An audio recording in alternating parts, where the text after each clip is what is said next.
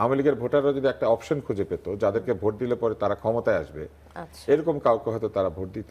ত্রয়োদশ জাতীয় সংসদ নির্বাচন, বিএনপি ও জামাত ইসলামের প্রাপ্ত ভোটের ব্যবধান যদি আমরা একটু লক্ষ্য করি, যে 297 আসনের কেন্দ্রভিত্তিক বিস্তারিত ফলাফল বিশ্লেষণে দেখা গেছে ধানের শীষ প্রতীক নিয়ে প্রতিদ্বন্দ্বিতা করা বিএনপি প্রার্থীরা মোট 3,74,68,994 ভোট পেয়েছেন।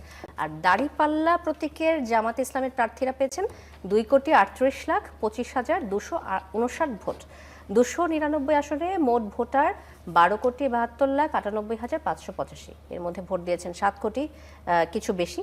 ভোট পড়ার হার 60%। তো এই যে ভোট ব্যবধান ও ভোটের হিসেবে জামাতের এই উত্থানের আপনি কি কারণ দেখেন? এই ধারাবাহিকতা বজায় থাকলে আসলে জামাতকে কখন আমরা রাষ্ট্র ক্ষমতায় দেখতে পাবো কিনা? দেখতে পারি, এটা তো অস্বাভাবিক কিছু না। যদি তাদের একইভাবে ভোটের পরিমাণ বাড়তে থাকে তাহলে একসময় হয়তো তারা রাষ্ট্র ক্ষমতায় যাবেন ভোটের মাধ্যমে, এটা হতে পারে, না হবার কোনো সম্ভাবনা নাই।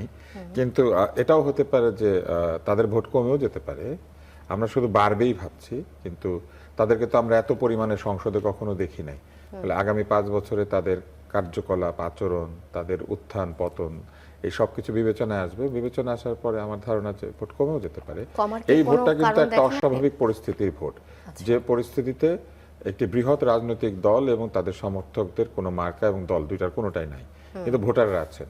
ফলে অস্বাভাবিক পরিস্থিতির ভোট দিয়ে আসলে ক্লাসিক্যালি আপনি নির্বাচনের ভোটের সংখ্যাকে ঠিক ব্যাখ্যা করতে পারবেন না। কেননা আমরা বলতে পারি না যে যারা ভোট দিয়েছেন তাদের মধ্যে কত পার্সেন্ট আওয়ামী লীগের ভোটার জামাতের বাক্সে দিয়েছেন আর কত পার্সেন্ট আওয়ামী লীগের ভোটার বিএনপির বাক্সে দিয়েছেন। আর এর মধ্যে এনসিপির ভোটও কিন্তু আছে। জেনজিদের যে ভোটটা তারা এনসিপির কাছ থেকে পেয়েছেন এই পরিমাণটা কিন্তু 3%-এর মতো। 4 কোটি তরুণ ভোটার না, 3% অফ যে ভোট কাস্ট হয়েছে তার মধ্যে অ্যাটলিস্ট 3% ভোটারের সংখ্যা হিসেবে। হ্যাঁ, মানে 7 কোটি ভোটের মধ্যে অন্তত 25-30 লক্ষ ভোট বা 40 লক্ষ ভোট এসেছে এনসিপির ভোটারদের কাছ থেকে।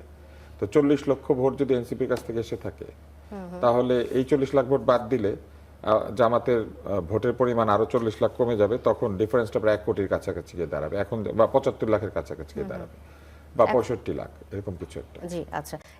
এটা কি বিশেষ পরিস্থিতিতে জামাতের আসলে এই ভোটটাকে ঠিক ভোটের অঙ্ক করার জন্য এই ভোটটা ঠিক মানে ক্লাসিক কোনো ভোট নয় যেখানে আপনি আলাদা করে বলতে পারবেন যে কোন দলের আসলে উত্থান হয়েছে।